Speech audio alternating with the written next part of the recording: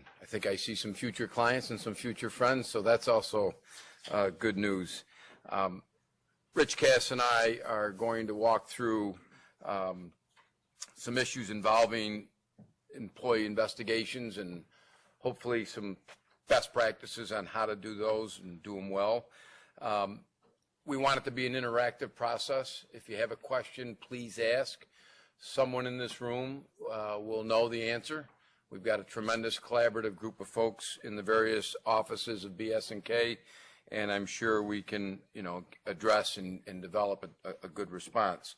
I'll repeat the question. I will ask everyone in the various offices that are online to do the same so that we make sure everyone who's participating understands the question. My partner, Rich Cass, is in New York City.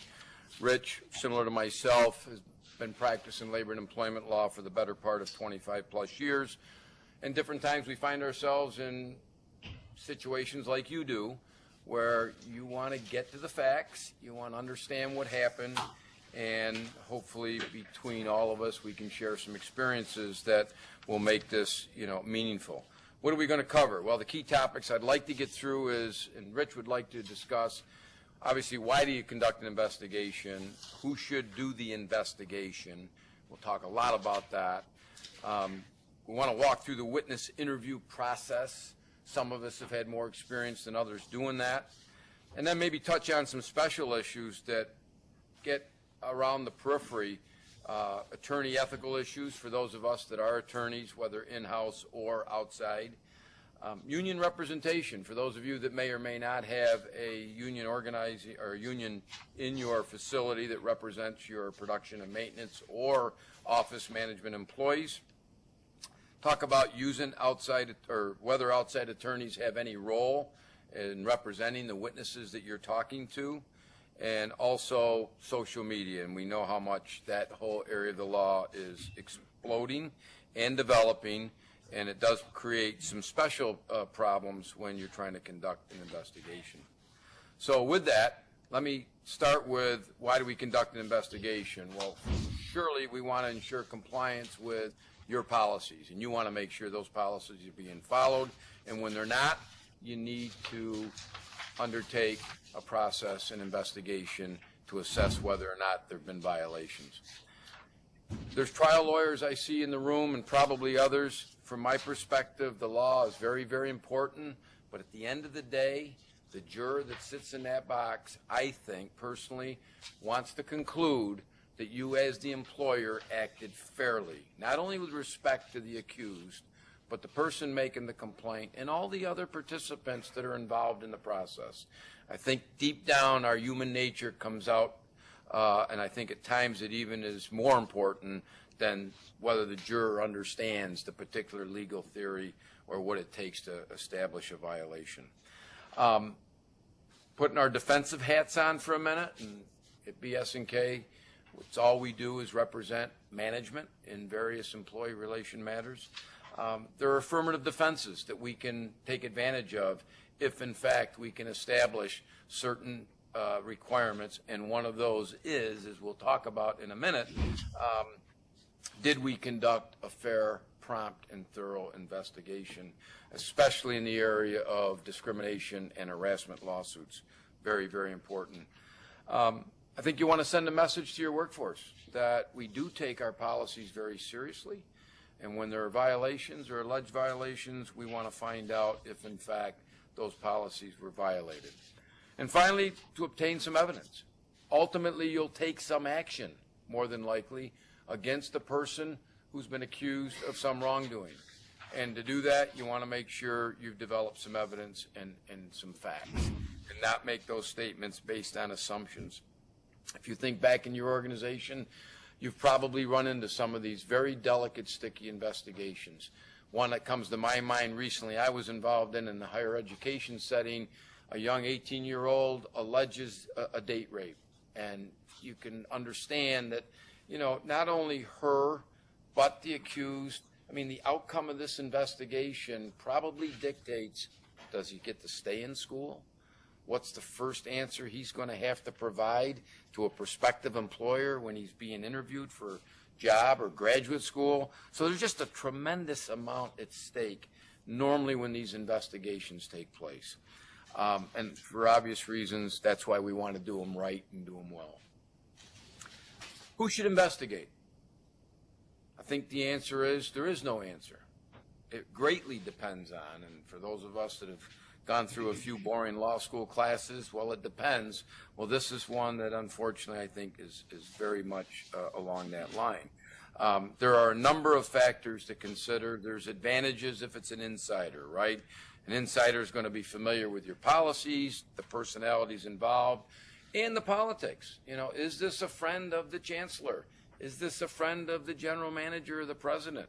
That at the end of the investigation, he or she may not be so happy if your recommendation is that person's got to go, sir, or ma'am, we need to part company with that particular individual. So that's a big advantage.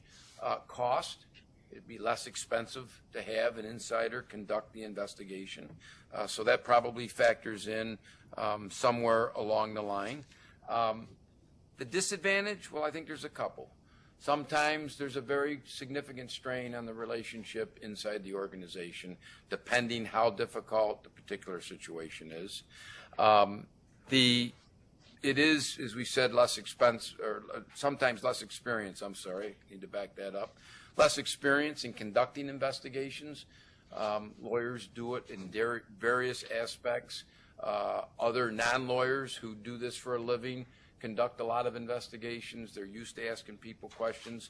So there's pros and cons as to who will be the right person. The one point I want to leave you with is this. If you're in the general counsel role, or if you're the senior director of HR, VP of HR, whatever the case may be, you're likely the gatekeeper of this decision. You're likely the person that's going to make the ultimate decision as to who is the right investigator. And I think you yourself got to feel comfortable that you've considered the various factors, you've made a decision looking down the path knowing that at some point the investigation is going to be over. You're going to receive a report if you yourself are not the person doing the investigation, and you're going to have to act on the report. So in my mind, the time to think about all of those things is when you make the decision who's going to be your investigator, not after you've got the delicate report that raises a lot of difficult political, non-political issues and has such great legal implications. So that, I think, is something worth keeping in mind.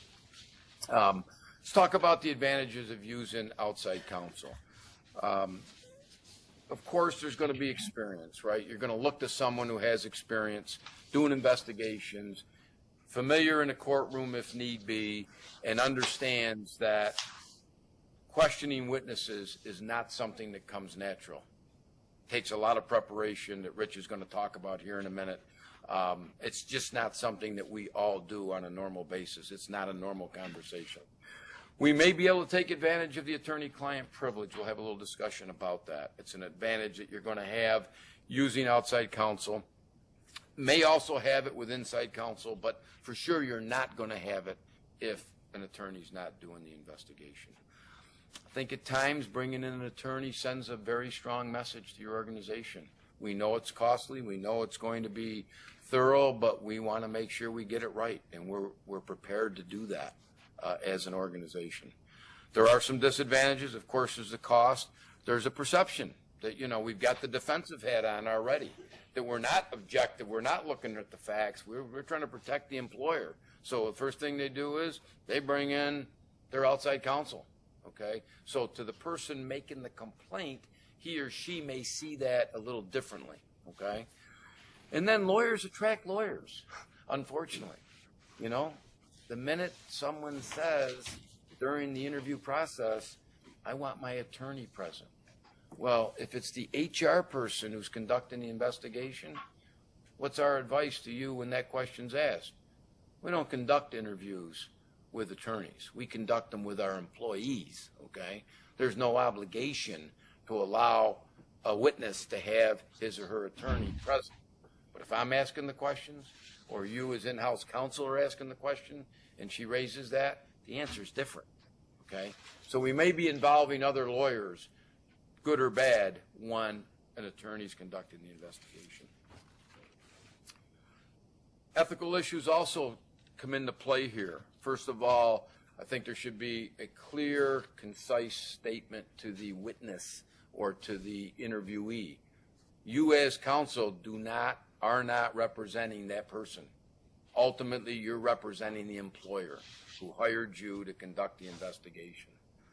And then there's the no contact rule for us attorneys. Again, he or she asks for her attorney to be represented or advises you that she's represented by counsel. You cannot ethically continue to interview and investigate with that particular witness without either the attorney being present or the attorney's consent. And how do we want that consent? In writing. We don't want it verbal. We want it in writing to protect yourself that you're not violating your ethical responsibilities.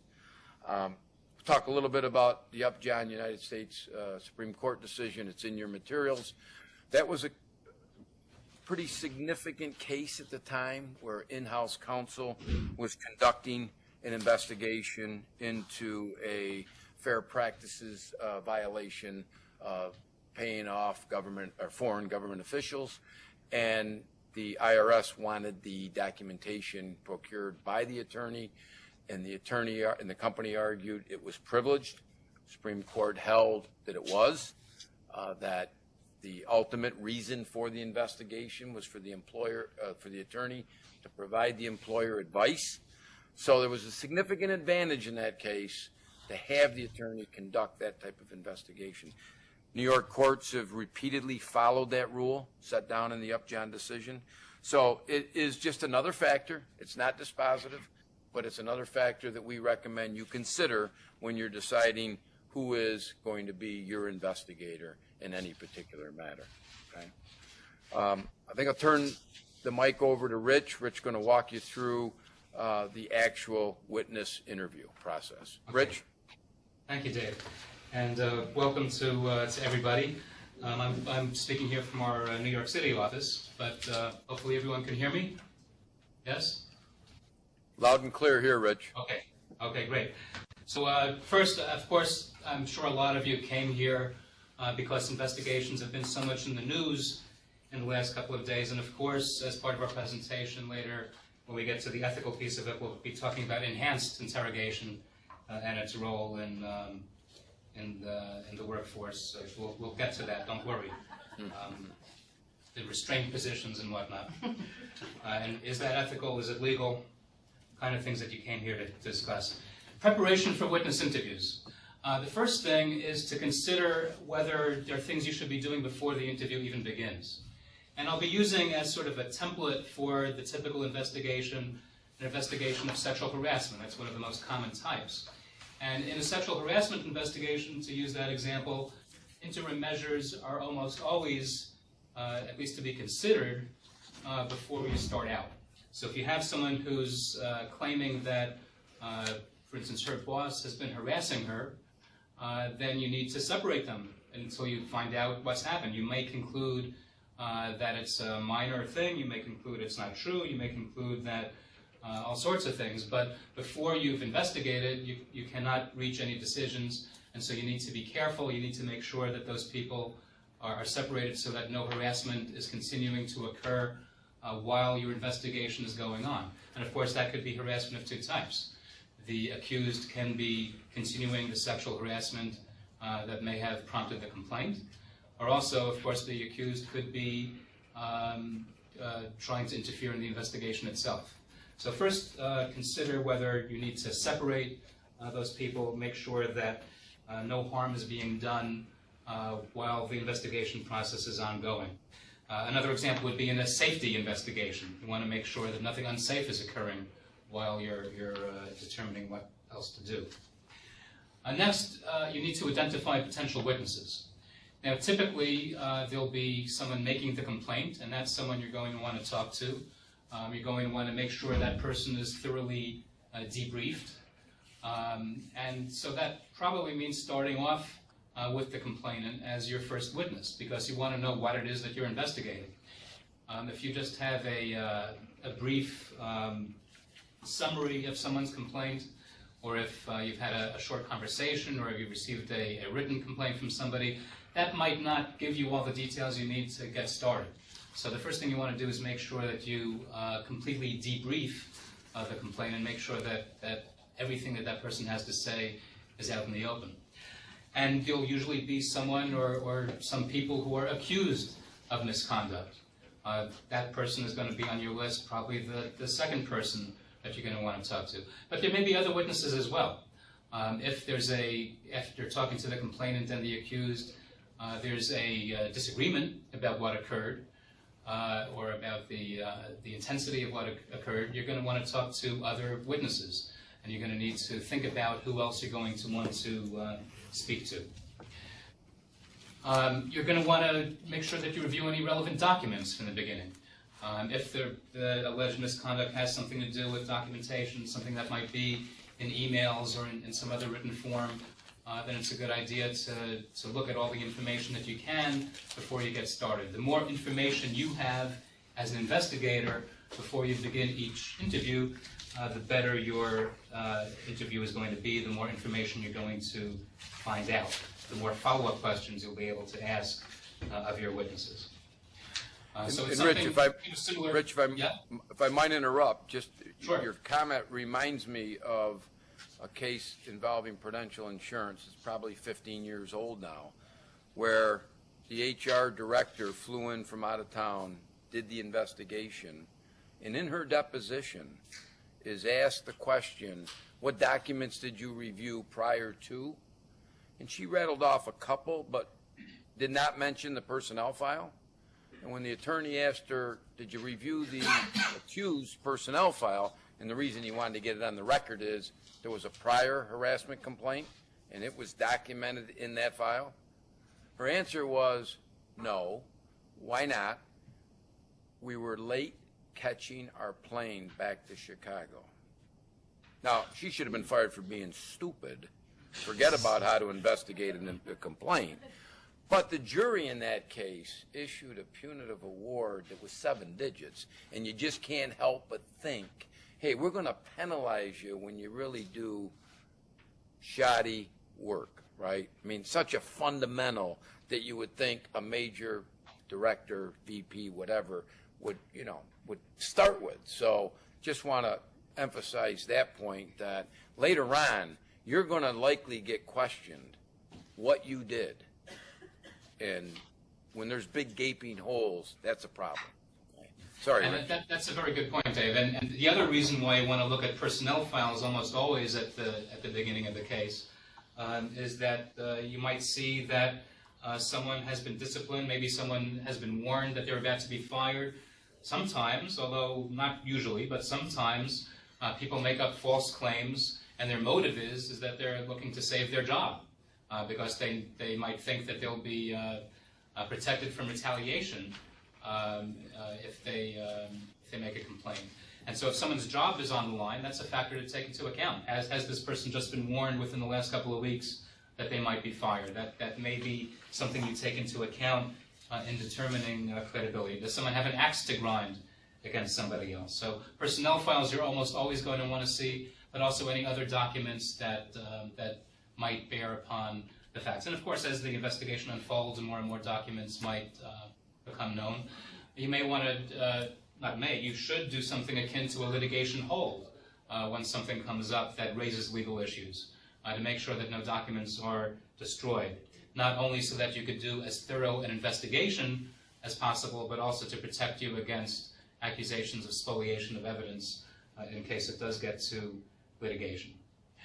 You're going to want to outline the questions for your witnesses, and the key here is outline. You can't do a full script of questions for witnesses. You must stay flexible. And that's one of the most common errors that we see when we see non-lawyers and non-professionals attempt to do investigations, is that they ask a series of pre-prepared questions, and they stick to that script, and they're not flexible. They don't ask follow-up questions. They don't continue down the leads that the witness may be taking the investigator. So it's an outline. It's questions that you do want to cover or may want to cover, but you can't stick to it like a script. But that is something that you want to do in advance.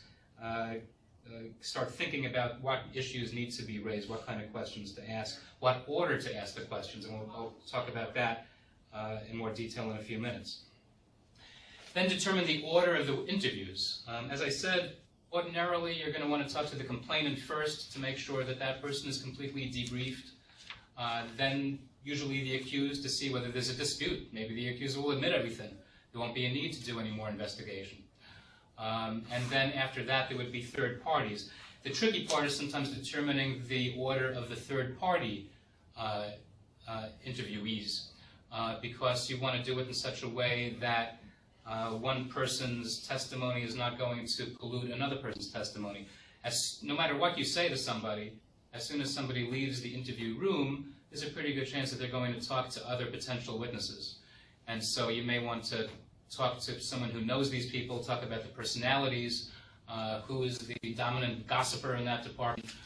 You may want to save that person for last instead of having that person be the first witness he has to talk to, who's then going to discuss the entire investigation with other potential witnesses. You also need to be open to talking to witnesses more than once. If you talk to the complainant in the beginning, and then the accused raises all sorts of defenses, or witnesses raise all sorts of other issues, you will probably need to circle back to the complainant to get the complainant's reaction to what else has been said. And by the same token, you may very well need to circle back to the accused until you're sure that you've heard everybody out.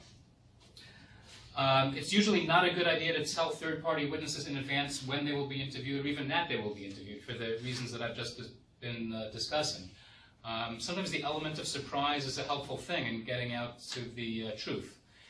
You want to minimize the amount that witnesses are talking among each other before you get to speak with them, although it's, practically speaking, it's sometimes impossible to stop that altogether. You want to minimize that.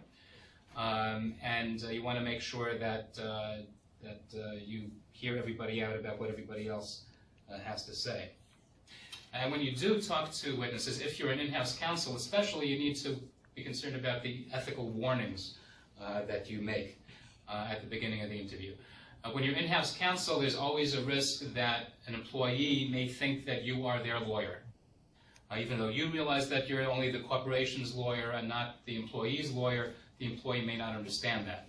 And therefore, the courts have required that in situations like that, the in-house counsel explicitly state, I am not your lawyer, I am a lawyer for the corporation only, so that there can be no misunderstanding about that. When you begin the interview, in addition to the ethical warning, you want to create a tone that this is something that's serious and something that's fair. And so the way to do that is to introduce everyone present. You don't want people to wonder who's that person sitting next to the person who's asking me questions. Is this some sort of a plot? I think it's a good idea in the beginning to be out in the open about whether or not there's a recording of the interview. A lot of times people will just assume that there's a recording, and that might get them very nervous. We'll be talking about this in more detail later. We usually recommend that you don't record an interview. And you should say that from the get-go. Look, we're not recording this interview electronically, and that's why I have so-and-so here to my right who's going to be helping me to take notes so that I could focus on speaking with you and making sure that I understand everything that you have to say. It's almost always a good idea not to be alone with the witness, not to make it one-on-one, so that first of all, you'll have better notes if you have another note taker there. Second of all, there's a witness.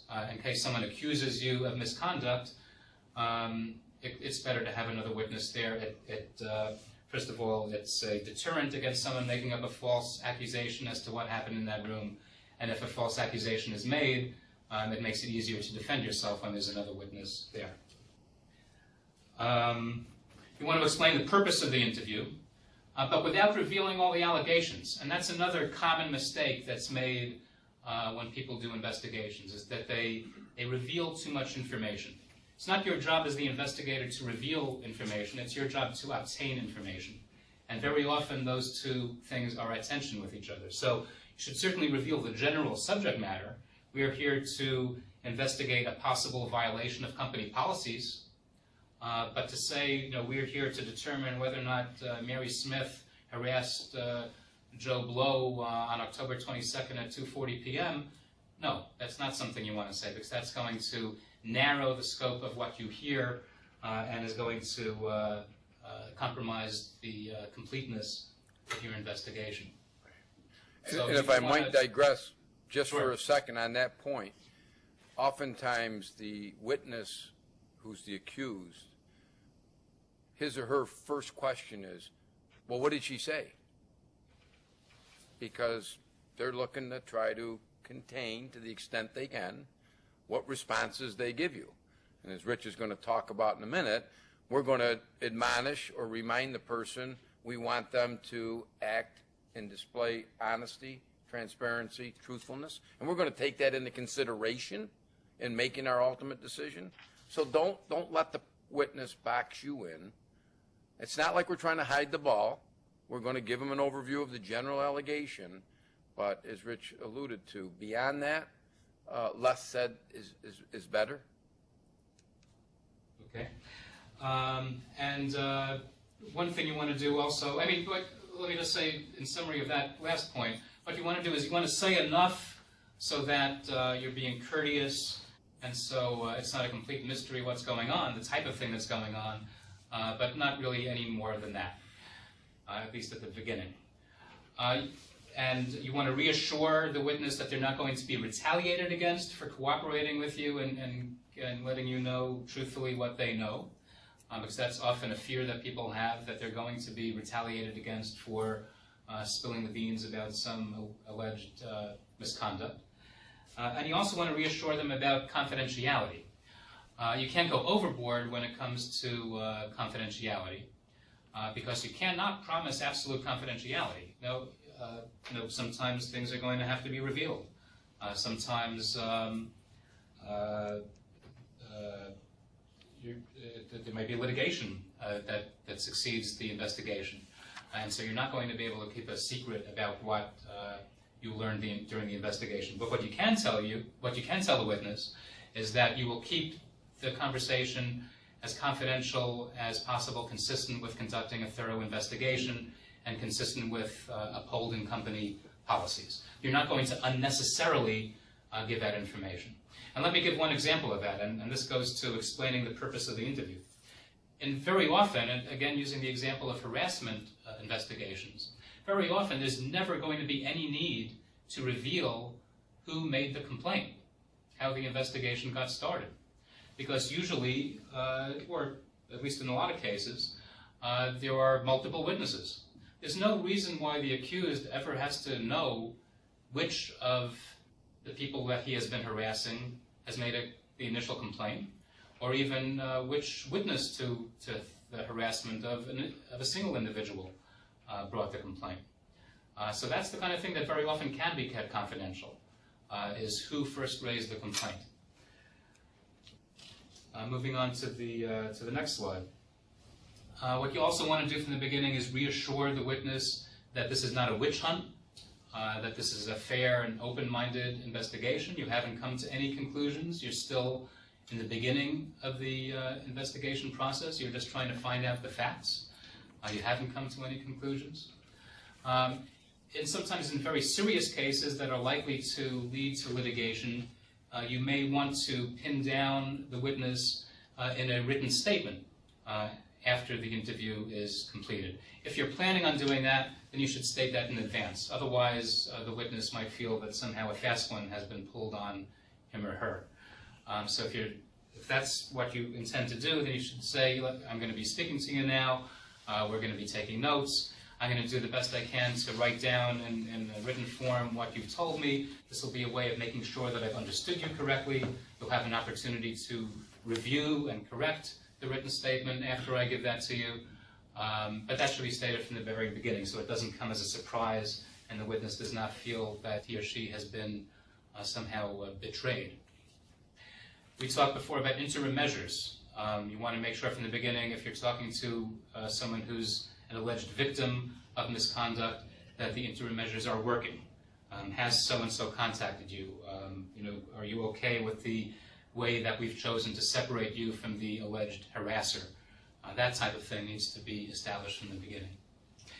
And to someone who's accused of misconduct, you want to explain from the very beginning to help encourage that person to give you truthful testimony that cooperation and honesty will be taken into account in determining any discipline. Now, you don't want to overpromise here. You don't want to say, look, if you're cooperative, you're off the hook. But you should say it's going to be the truth, that it will be taken into account if that person has been honest with you from the beginning, or whether that person has lied. Okay, so how to ask questions, and this is really the guts of doing an interview. We already talked about taking notes. We usually do not advise tape recording, but there should be notes. Handwritten notes sometimes seem less upsetting to witnesses, although nowadays I think most people are also used to notes being taken on a computer. That isn't as intimidating a prospect as maybe it was 10 or 20 years ago, but notes should be taken to make sure you have a good record. Start with general questions. Don't start off by saying, did you see your boss harass Mary Smith? Start off by asking something much more general. Are you aware of any violations of company policy in your department? You'll be amazed at the things you might find out that you might want to know as a corporate counsel when you ask a question like that. And it may not be what you're investigating, and eventually you could get there, but that's a very helpful question to ask sometimes. You might find out a whole lot of stuff. If a harasser is accused of harassing one person, you might find out by asking general questions at the outset that that person has been harassing 5 different people. And you won't find that out if you start off focusing in on the one person who you already know about. So ask general questions. When you're talking to the accused, a very good opening question is, is there any employee who has an axe to grind against you? Anyone who has a motive to make up stories about you? Because after the accused realizes that there's a lot of evidence against him or her, then that person might suddenly start coming up with a whole lot of reasons why that person might have an axe to grind. But if you ask that from the beginning, and the person says no, then it makes it more difficult for that person to make up a false story about that kind of thing later on. Use the 5 W's. That's who, what, when, where, and waterboarding. You want to ask open-ended questions, not yes or no questions. And I guess a lot of us here at this seminar today are lawyers. Really, the model of this is not cross-examination, where you're asking leading questions. The model here is a deposition. It's more like a deposition, but a very nice, courteous, friendly deposition, where you're not trying to intimidate the witness, you're just trying to find out as much as you can. So a lot of these tips are the same kind of tips that you probably learned in law school or use every day when you conduct depositions. Don't be adversarial. Even with an accused who you're pretty sure is guilty, you're going to get more information from that person, you'll get more admissions from that person if you have a courteous stance, not an overtly adversarial stance. Certainly you want to be dogged, you want to ask a whole lot of questions that may be difficult sometimes, but it could be done in a way that's not adversarial. Look, I'm just trying to find out everything that's happening. We haven't made any preconceived conclusions as to what action we're going to take. We just need to know the facts. If you're honest with us, it's going to count in your favor. That's the kind of stance that's going to lead to the most useful information and the most quantity of information. And this next one is something that sounds easy but is often difficult. Listen to the answers and ask follow-up questions. Don't get so caught up in your outline that you're not going to follow a lead that comes. And again, this is just a very common piece of advice that you would take when taking a deposition. But it's something that's very easy to miss. You got to ask follow-up questions to find out exactly what that person knows and make sure that you understand it as well as that person does. And also another tip that comes straight out of the deposition rule book, or not literally the rule book, the deposition advice book, Ask questions to make sure that you're getting the full story, concluding questions like, were there any other times like that? Is there anything else I should know about that? You want to make sure that you're getting facts, not conclusions. There's a lot of witnesses who do not think like lawyers. You know, they do not give you the facts, they give you their conclusions. Well, that person was disrespecting me. You can't just let that go. You have to say, well, what makes you say that? What did the person do? What happened? Which is not always easy with a lot of witnesses. Sometimes it takes a lot of doggedness and pursuit in order to really get the facts behind the conclusions that the witness wants to feed you. Another pointer, get verifiable details.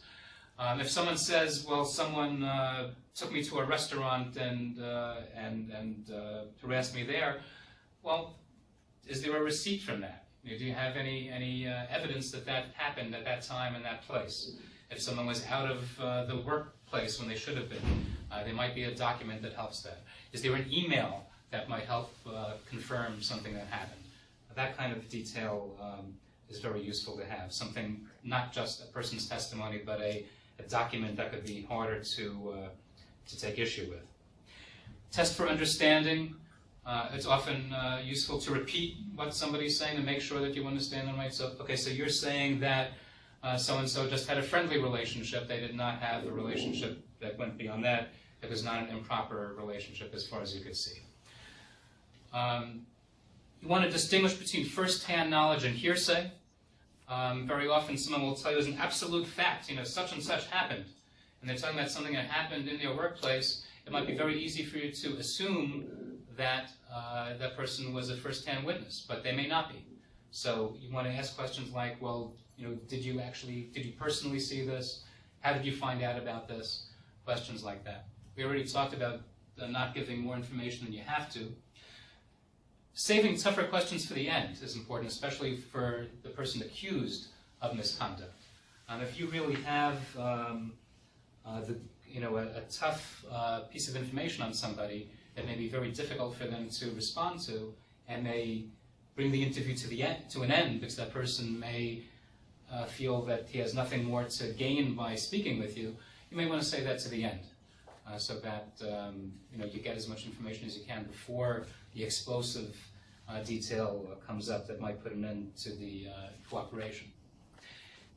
Making admissions easy means that you give, this is again mostly we're talking to the accused, you give the accused an out. So in a harassment case, for instance, a question that's often good to ask is, well, is there anything that, if the person denies that anything happened, you could say, well, is there anything that maybe could have been misinterpreted, something that someone is trying to twist around into an allegation of harassment, anything that someone may have seen that they misinterpreted in some way. And that sometimes allows a witness to tell you something that may have been more difficult for the witness to tell you in a more direct way. Use silence. Very difficult for lawyers to use silence. Lawyers love to talk, but very often it's an extremely effective tool. It's just to sit there, update your notes, look at your piece of paper for a while. Most Americans are very uncomfortable with silence, and they will do almost anything to fill silence. Very often, some of the best nuggets that you might get in a witness interview take place when you're just sitting there looking at your paper, looking for your next question, drinking a cup of coffee. That could be very helpful. I don't know how many of us here are old enough to remember the old Columbo television show, but that's a great model to keep in mind. And how to interview somebody. You want to be unassuming. You could use that rumpled trench coat if you want to be just like Columbo, I guess. But you want to have a kind of manner about you where people are going to talk and talk truthfully and feel comfortable in doing that. Rich, I have that need to break the silence. Okay, go ahead. You're a lawyer. If I'm older than almost everyone here, so Dragnet's the one that comes to my mind when Friday says to her, just the facts, ma'am. But I believe the more difficult person to interview is the person that Rich was talking about. They want to tell you their life story. They want to tell you every piece of dirt on every person in the department, and they talk as if they're talking from firsthand, eyewitness, matter-of-fact basis. And in reality is, when you probe a little bit, very, very little is A, on point with what you're investigating, and B, comes from firsthand knowledge. So just be careful of those type of individuals. I think they're very difficult to interview. But the other point, and the real point I wanted to break in, was this. If you're not doing the investigation, I think your role has to be the coach, the mentor, spending some time with the investigator, going over the kind of things Rich has just gone over. I don't know that a lot of my clients do that. They personally don't do the investigation. They make an assumption. Geez, I know Dave. Dave can handle this. In reality, Dave has really very little experience handling one of these difficult investigations. I had one, or worse, they think they're very good at it, right? College setting, the security director. Now, who are the normal security directors at a lot of colleges? They're former police officers, sheriffs, BCI. I mean, they're law enforcement people, right? And sometimes by the time they get in that position, they're kind of senior, right? Had one where, again, 19-year-old, date rape kind of case. I'm coaching from the background. They insist this guy's our guy to do the investigation. What did she tell you? I really couldn't get much out of her. No kidding, right? She's going to open up to you, 71-year-old former sheriff. Probably not likely. They picked the wrong person. And I keep reminding people when I can that it all starts with the right person in the right spot. And that one clearly wasn't. So be a coach if you're not going to be the person actually doing the investigation. Okay. It's almost like falling in love. You need to find the right person at the right time. I'm still working on it. All right. Well, that will be our next seminar. One thing about the interviews is that there's no obligation for you to answer the witnesses' questions. A lot of times someone who's accused of misconduct might say, well, I need, as Dave was saying before, I want a full accounting of all the accusations against me. They'll say that somehow this is a violation of their constitutional rights if they don't know what they're being accused of before they're asked questions.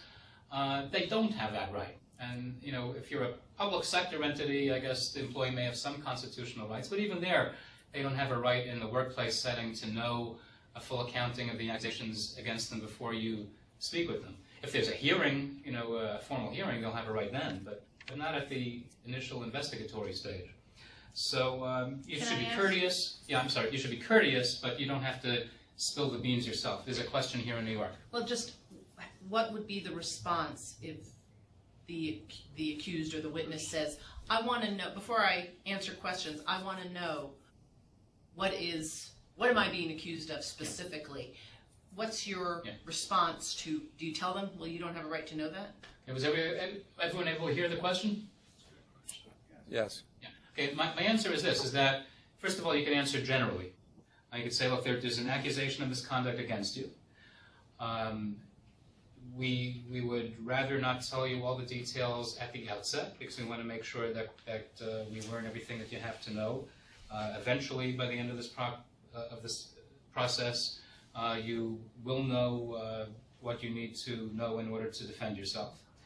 And quite frankly, what you tell me will be more believable if you just ask my open-ended questions in a fair and cooperative way. If I narrowed down and told you exactly all the details and then you had an answer to that, someone might accuse you of just tailoring your answers to that accusation. So I want to give you a chance to give the most credible testimony possible. And that's one way to answer the question. And you probably should prepare that answer depending on the people that you know that you're going to be interviewing, the likely kind of response. Yeah. Have something ready that'll work for a particular individual. Yeah, that's right. That's a good question. Is it proper to say if somebody says, I have my right, that's my constitutional right to know what I'm being accused of, can you just say, no, you don't? Is that? Well, you can, but I mean, that could be correct.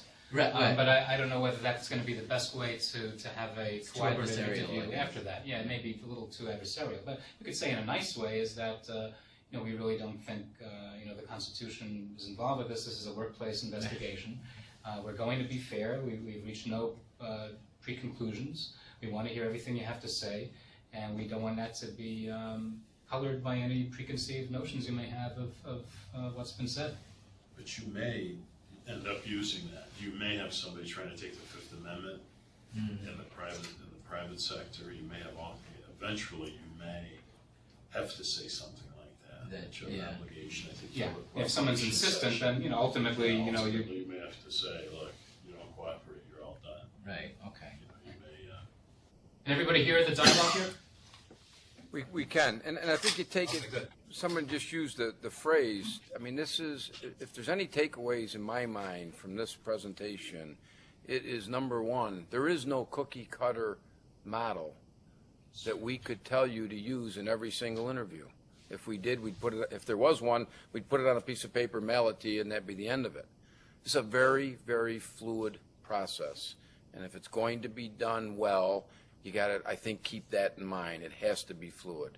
Oftentimes, if you're not the lawyer and you're another investigator, I've advised clients to say, look, Joe, if you do not want to cooperate and answer my questions, I can't pick you up and tip you upside down, but we're going to end up concluding and making finalizing this investigation without the benefit of your input. And your input's very important to us. And we want you to have every opportunity. So you're playing on the impartiality, the fairness, and I think as Rich articulated better than I just did, that's a better way to generally get that person to speak and speak freely than taking the hard-nosed approach. But it's different. Now I'll talk very briefly about what to do after the interviews, and then we'll get on to some examples of the kind of real-life situations that might come up in investigations. First, witness statements. I mentioned before that if you have a kind of situation that is likely to lead to litigation, it's sometimes a very good idea to have witnesses agree to sign a written statement summarizing what they told you afterwards. So usually that'll be the next day. You need time to absorb what they said, to put it down into a witness statement. But you have to make very clear to that person that they should read it very carefully, make sure that it's correct, make any corrections that they feel are necessary. They have to own that statement. And if they say later that you sort of shoved that statement down their throat, you were putting words into their mouths, it becomes less than useless. Sometimes it may even be a good idea to purposely have an error in your witness statement so that the witness can correct it, so that you have a record that the witness not only had an opportunity to make corrections, but actually did make corrections, and they could line it out and initial it to make it very, very clear that this is a witness statement that reflects their own free will of what they have to say. And in those witness statements, it's kind of an art form to do this in a way that doesn't seem like you're being too much of a lawyer. But you want to have the kind of statements we talked about earlier that you're going to ask during an interview. This is all that I know about this. These are the only times that such and such happened. So that this is something that's going to be difficult for the witness to contradict later on. You want to determine what happened, evaluate credibility. Very often clients say, well, how can I possibly decide what to do here? It's he said, she said. Well, yeah, but first of all, there might be documents, there might be other witnesses that might make it more than he said, she said. But even in a pure he said, she said case, that's what fact finders do, is that they determine who's believable and who's not, and they make a decision. Just because people are contradicting each other does not mean that you're paralyzed. But a lot of employers sometimes act as if that were the case. So it's part of your job, or part of the job of the person who you're reporting to as an investigator, to evaluate credibility. Did this person seem honest when he was talking to me? Does this person contradict himself? Is this person hesitating? Did this person refuse to sign a written statement that very accurately said what he told me the day before? All those things can help you to evaluate someone's credibility. As we talked about before, you may need to do supplemental interviews. You may need to go back, circle around to people for the second or even third or fourth time to make sure that you know everyone's point of view of everything that's been raised. Corrective action is key. And that's also a pretty common mistake. Employers do investigations, they do everything right, they have even witness statements, and they don't do anything about it. You have to decide what to do. Using again the example of a harassment investigation, if you decide that that someone has harassed somebody, then you have to make a decision what the penalty is going to be. Are you going to fire that person? Are you going to separate those two people? Are you going to suspend somebody? What you're going to send someone for training? Some combination of those things. What is it that you're going to do? You may want to make a written report if it's the kind of thing that is a serious allegation, something that may very well lead to litigation. You might want to write up a written report. That could be done in such a way that it's subject to attorney-client privilege. If you're a lawyer and you write the report, it includes your own opinions, your own evaluations, your own advice as to what to do, then that could be privileged. Although sometimes, if you think that you have a very strong investigation that justifies the course of action that you've chosen, you may be happy to share that report with outsiders. So in that case, you may just want to have the straight facts, the reasons why you believe one person over another person, just a straight accounting of everything that's in that report. And then follow-up. After you take your corrective action, you shouldn't just sit back and say, gee, I did a great job, I suspended that harasser, he's never going to do it again. You want to follow up a few weeks, a few months later and make sure that problems have not recurred. Now I'll hand it back to Dave for a discussion of the Faragher Ellerth defense and our first case study. Yeah, just wanted to, and then we'll open it for questions before we jump into those case studies. But the Faragher Ellerth defense, what we've been talking about in terms of only coworker harassment examples, not misbehavior by a manager or supervisor who would be deemed an agent of the employer. But there were two Supreme Court decisions that really presents a real blessing for employers when coworkers are engaged in harassing behavior. But you got to establish these two elements, and the first is to exercise reasonable care to prevent and correctly promptly any discriminatory or harassing behavior. Well, how do you do that? Well, of course, you got to have a policy, and you got to disseminate the policy, and you got to train your employees and train your managers. But the cornerstone of being able to establish, I think, to a court that we exercise reasonable care to prevent and we correct promptly when we find out somebody's gone off the rails is the investigation we're talking about. To be able to present in a very concise form the documentation from your investigation is, we think, essential to establishing that defense. And it's a defense that, can save the corporation a lot of liability. Let's face it, the bigger the organization, I don't care if you're a law office, medical practice, college, university, or manufacturer, this behavior goes on frequently. And the behavior often violates policies. So you need to be able to put yourself in a position to take advantage of this defense. The second element is the plaintiff unreasonably failed to take advantage of any preventative or corrective opportunities. Well, even though they knew that we had a procedure, they knew who to complain to, they didn't. They didn't take advantage of it. They didn't report it to you so you could do the investigation. All right?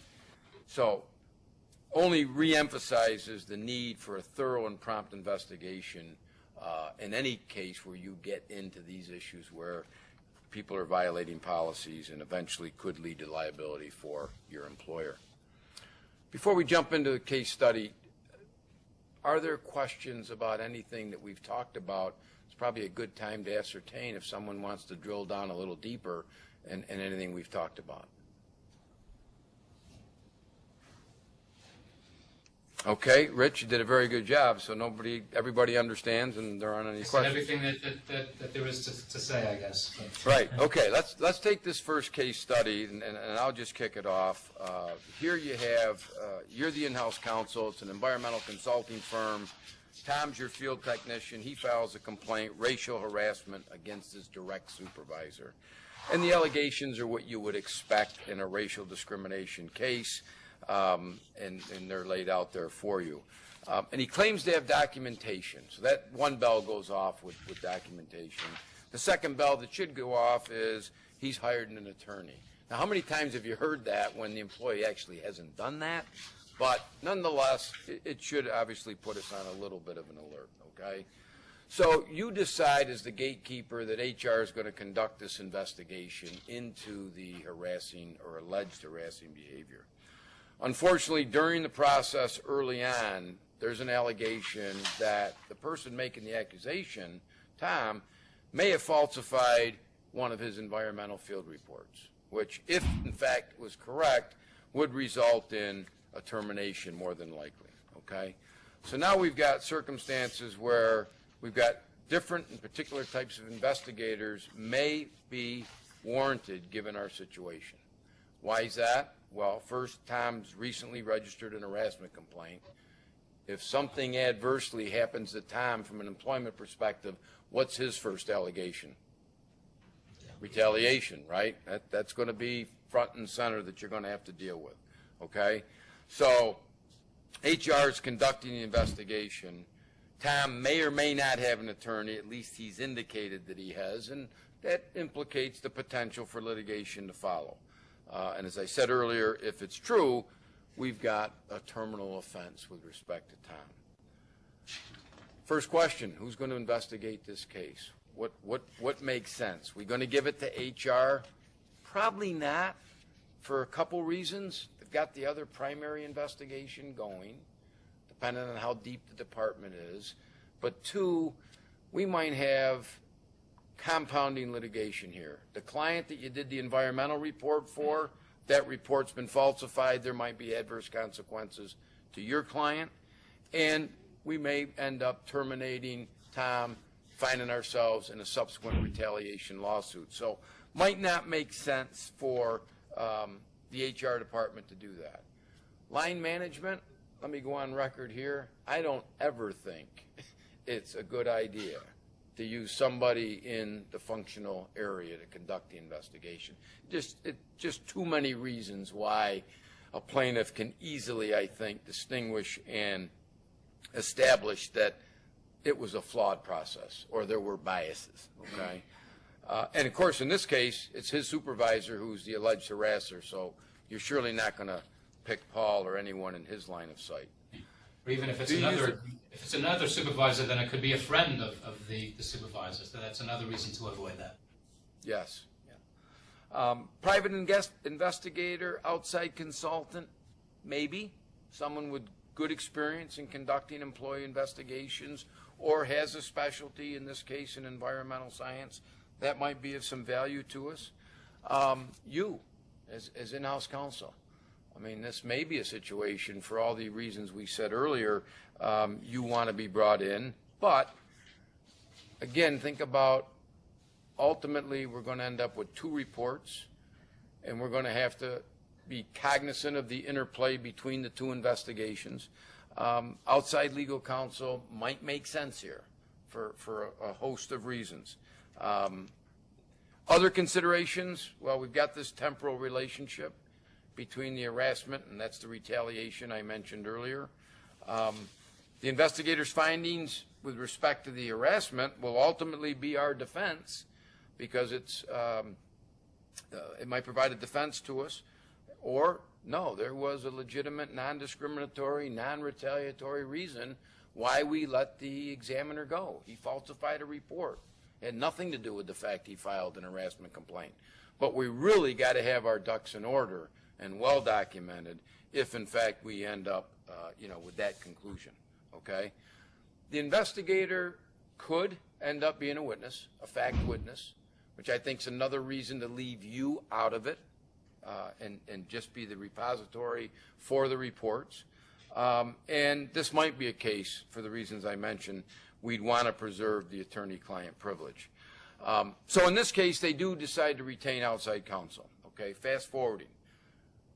In the process of one of the earlier investigations, we find out that there are literally dozens of other employees that were involved in the testing and may offer some insight as to whether Tom falsified the report.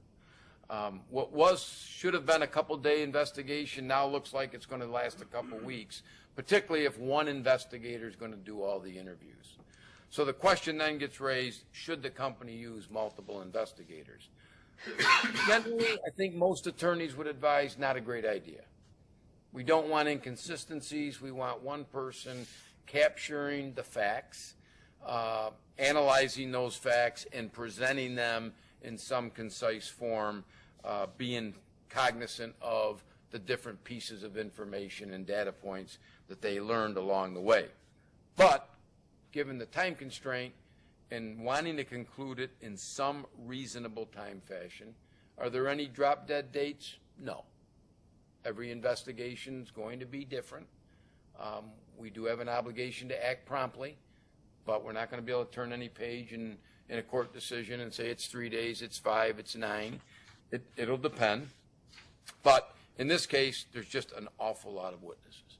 So if you decide to use multiple investigators, the point we want to make here is it is crucial that, first of all, there's a thought process. Again, coaching may be involved from you. Who's the real key witnesses that we want to make sure we get to and get to soon? We want to make sure the investigators are talking to each other and collaborating as to what information they learn, because one might learn some information that impacts the other investigation. So you don't want them acting, I think, on islands. You want them working in some respect together, okay? So takeaways here, multiple investigators, usually not a good idea. There may be circumstances where you have to use it, and when you have to use it, you want to be mindful of some of the cautions that we laid out there. Okay, Rich? so any questions, any comments on the first case study? All right, so our second case study has the very clever title, Mum's the Word. And in this case study, you're the general counsel of Keep Quiet Industries, which is a non-union plant, but there are union organizing activities afoot. There is a union out there trying to represent the employees.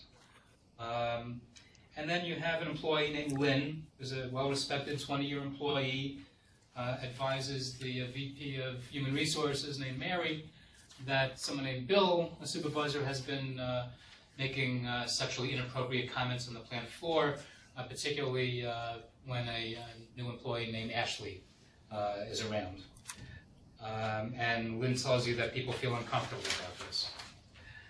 And Lynn's a friend of Bill, doesn't want Mary to say anything directly to him, but suggests that Keep Quiet just, accelerate its harassment training seminar, and maybe that'll be that. But Lynn doesn't want to get her friend Bill in trouble, just wants to alert the company as to what's going on. Now, what should Lynn do? Should Lynn promise not to reveal to Bill that an allegation has been made? Well, the answer to that is no. I mean, you would get in plenty of trouble under the sexual harassment laws if you didn't act on that in a more active way. I think the thing that you need to do is address the reasons why Lynn doesn't want you to reveal her accusation. Number one, she's going to be afraid of retaliation. So one thing that you could certainly assure Lynn, the person who's making the complaint, is that you will never reveal to Bill who brought this to your attention. As we said before, because there's multiple witnesses to this, there's no reason why Bill ever has to be told who raised the complaint. So Bill could just be told, we've heard about this. It could have been Ashley from the point of view of Bill. It could have been any of the other coworkers.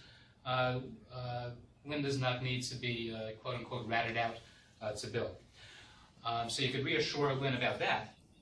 But you need to tell Lynn that, no, you cannot make any promises that you're not going to pursue this. It's our corporate policy that we take these complaints very seriously, and we do take corrective action. If you're concerned that Bill ever finds out that you're the one who raised the complaint and you feel you're being retaliated against, come to us. We'll enforce our policy just as seriously if someone breaches our policy against retaliation.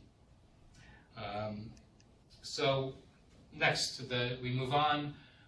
Mary is the chosen investigator, and she has to call on 3 other shift employees to discuss Bill's conduct. The problem is that now it's Friday afternoon, and Mary's scheduled to go on vacation for 2 weeks. What considerations are in play there? Well, you know, as Dave was just saying, it's important to get these things done promptly. First of all, you want to make sure that the misconduct stops.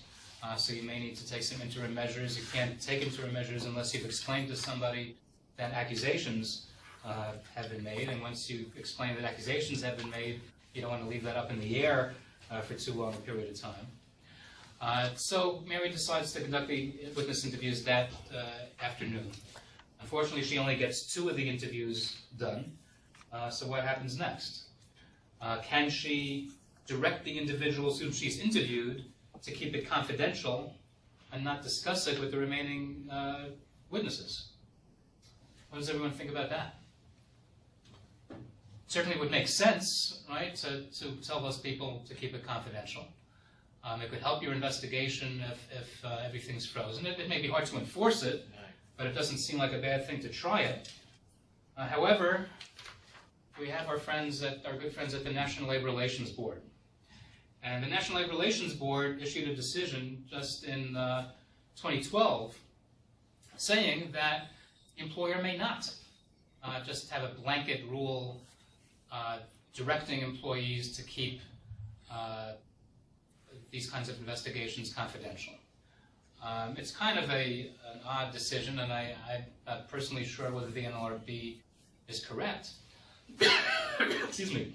But what the board is saying is that employees have a right under the law to band together with each other, to communicate with each other about workplace issues, and if you direct them to keep this confidential, then it's a violation of their rights under the law. And some of you might say, well, what does the NLRB have to do with this at all? There's no union here. However, the National Labor Relations Act applies even in non-union workplaces. People may not understand that.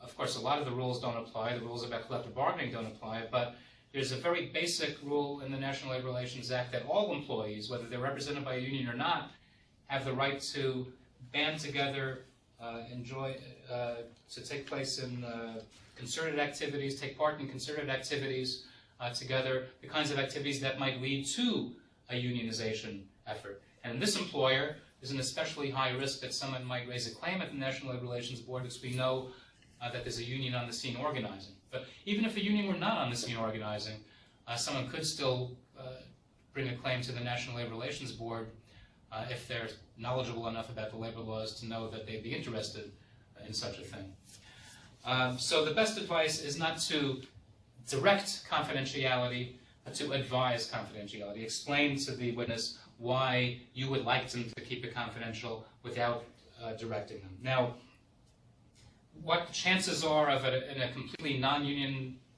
workplace, what the chances would be of having NLRB litigation on your hands if you were to direct the employees not to do that, I don't know. It depends really on how well informed about cutting-edge labor laws your employees are, or your employees' lawyers are. But the chances may be relatively small. But still, the best advice is to ask for confidentiality, not to coerce them into that. Any questions or comments about that? So here we have a case where the National Labor Relations Board sort of has issued advice that's kind of an issue with what the Equal Employment Opportunity Commission says, which is to conduct these investigations in such a way that you're going to get the most information possible. All right, let's move on to this next case study, and the principles here involve a unionized setting. So that's our environment. An HR specialist brings you as general counsel a videotape of an employee And Joe's stealing. He's packing his boxes of phones, parking them in the back of his trunk, and obviously selling them or for some other personal gain. So we got a potential workplace theft. And after you look at the company's security footage, you advise HR to speak with at least 2 other employees because they're going to be potentially implicated based on what you've reviewed on the video. And that's Rich and Emily. And you advise to save the accused for last, thinking maybe he might be the ringleader. Rich refuses to come in for an interview unless his union steward is present.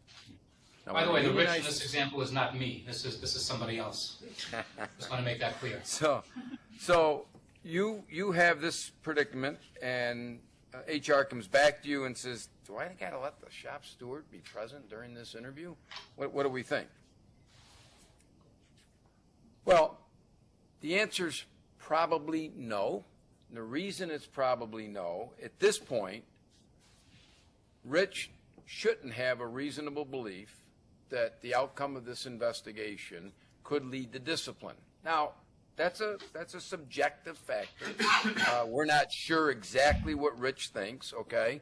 But the rules are different in a union versus a non-union facility. If we're in a union facility, which we are, an employee under the Supreme Court decision in 1975 known as Weingarten, if there's a reasonable belief the matter will lead to disciplinary action,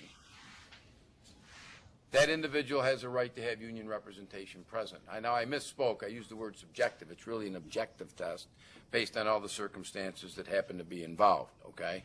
Now, you as the manager or supervisor or investigator do not have any affirmative duty to inform the employee of his right.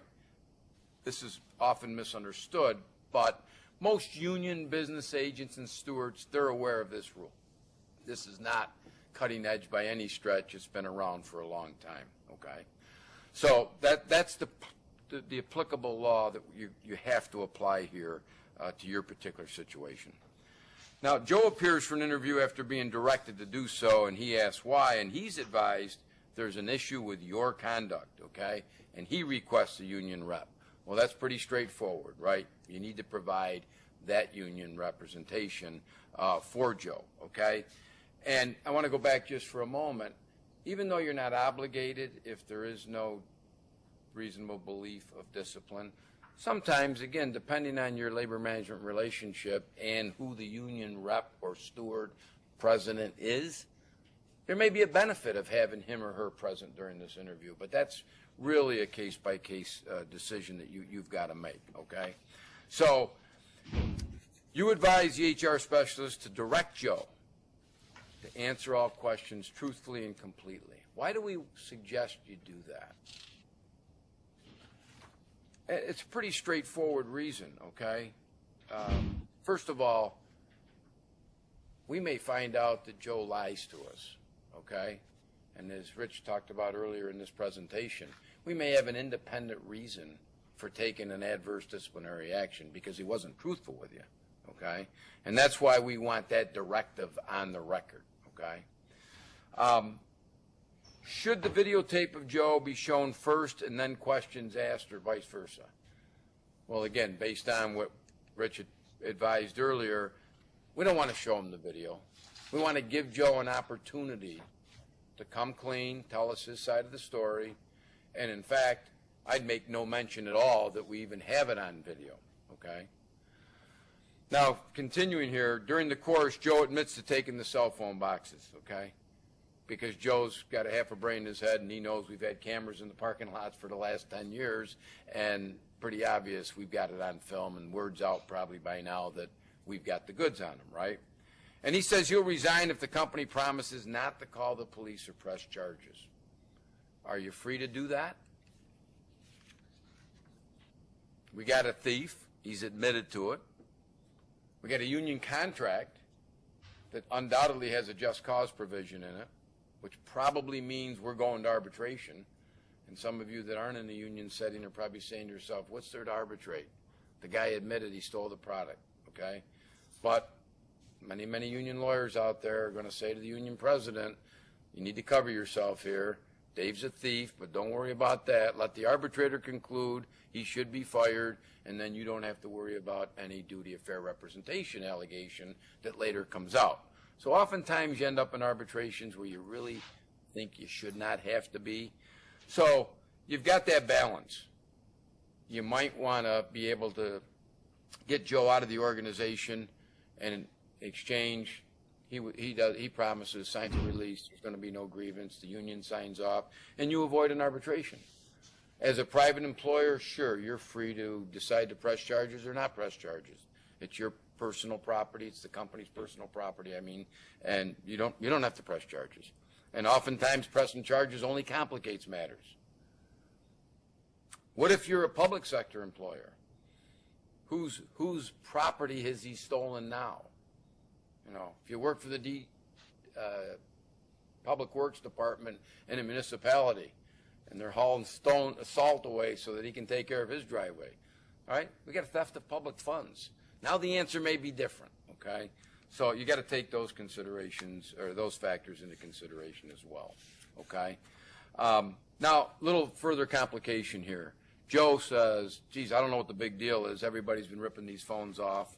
Emily does the same thing all the time, okay? Now the HR specialist wants to call Emily back for another interview, because when she interviewed him initially, she didn't think she was the subject of any misconduct. And that's why we suggested in the beginning, I think it's a good practice after every interview, Mary, I may have to bring you back for some follow-up questions.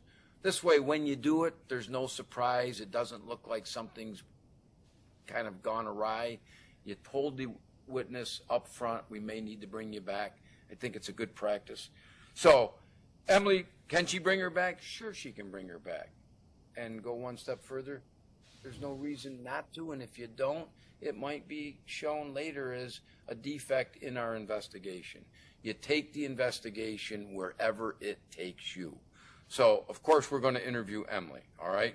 But this time, she's got a big brother, and the big brother happens to be a lawyer. What do we do with Emily's request to have her lawyer/brother present when the HR person conducts the follow-up interview? Any obligation to have her lawyer there? No. No. We have no obligation for that HR person to have that attorney present during that interview.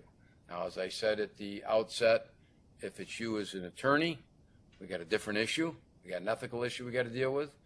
But with the HR person conducting, or any non-lawyer conducting the interview, Emily has no right to have an attorney present during that interview, okay? And she decides to go ahead in our fact pattern without the lawyer. She realizes now that the HR specialist is actually talking about her misconduct and that she's part of the theft ring. Does it change that question of whether or not you get to have the lawyer present? It does not. It does not, okay? So you again refuse Emily's request, and now she asks for the union rep. All right, we're right back to the Weingarten issue, correct? You need to have the union present. But if you bring the union rep in, a mistake that I see more than not is the union rep dominates the interview. Whose interview is it, folks? It's yours. The union rep under Weingarten gets to be present during the interview. He or she doesn't become the interviewer. When you're done interviewing the witness, I think it's good practice. Union president, is there any other question that you'd like me to ask, or is there something you want to add? This is your opportunity to do it. But it's an orderly, professional interview with you being the person in charge of that interview. Don't let the process get watered down and all of a sudden a bunch of extraneous facts get filtered into your record because the union president's talking, knowingly trying to defend what otherwise is misconduct, okay? Any questions with respect to witnesses having either attorneys present or union representatives? Rich, I think we have time for one more. Okay, so we'll do one more of these case studies. This one involves someone named Frank. He's a new member of the HR staff. at a long-term care facility. And the HR director asked Frank to conduct an investigation into reports that Susan has been punching in early each day to work. And at least 3 employees have reportedly witnessed this.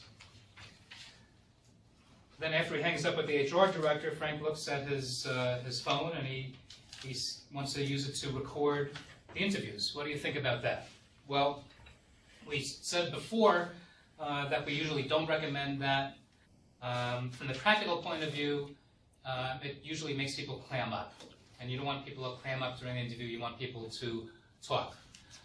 So that's one reason not to do it. It makes people very uncomfortable.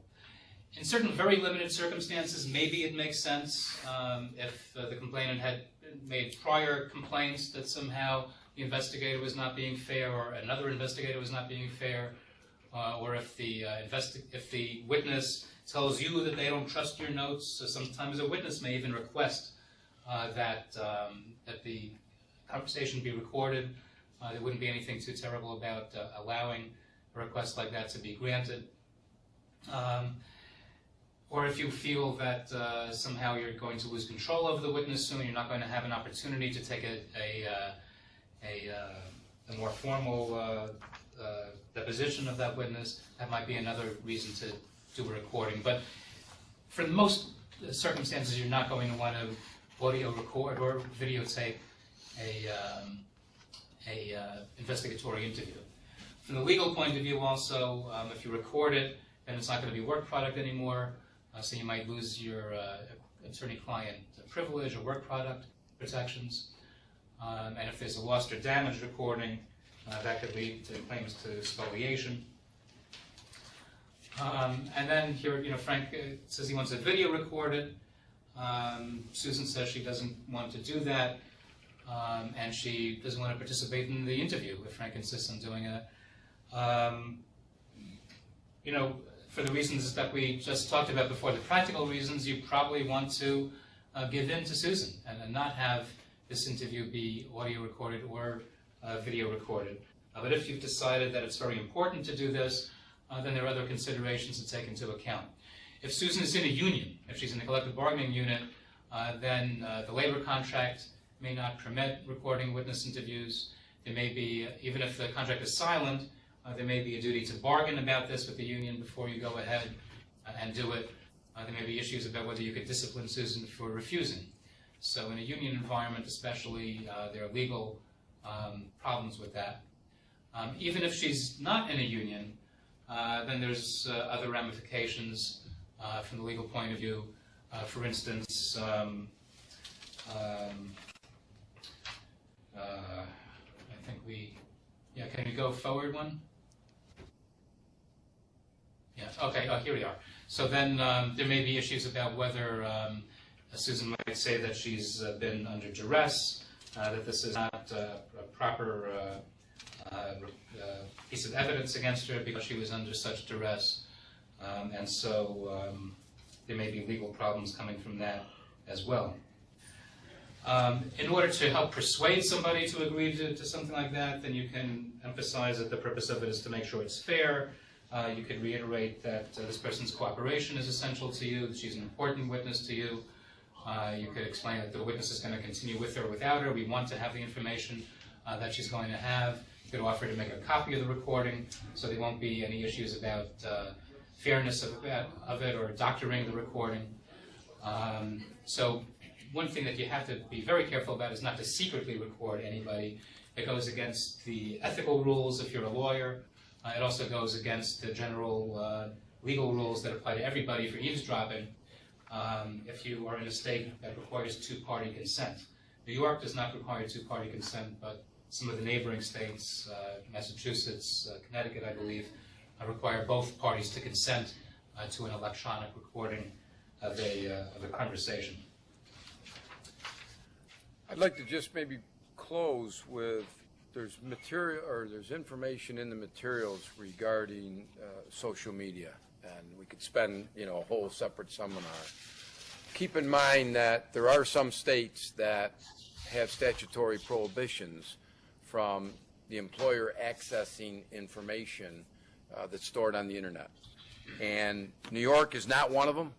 California, I think Michigan, Illinois, it's in the materials. But New York is not one of them. There is legislation pending. I didn't think I'd be standing up here telling you that medicinal marijuana was going to be passed, but a lot of crazy things happen in Albany these days. So who knows whether we get some legislation. But we remember there's still federal legislation called the Stored Communications Act. And under the Stored Communications Act, there's criminal penalties for anyone who intentionally accesses that type of information without authorization. And even if you have authorization, if you exceed the scope of that authorization. So our advice at this point, I think, is something along these lines, especially folks that are in their 20s and teens. They text everything, right? I can't get my daughters to speak to me anymore. They'll send me a text, but God help them, they won't pick the phone up, and they know that I'm on the other line because they obviously see the number. And they'll share it with you. So ask my daughter talks to me all the time, but we'll go on.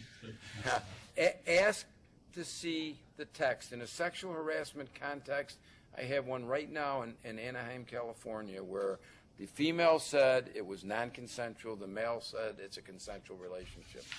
She brought in pages and pages of text that really shed a lot of light on the relationship. And so all we have to do is ask for it.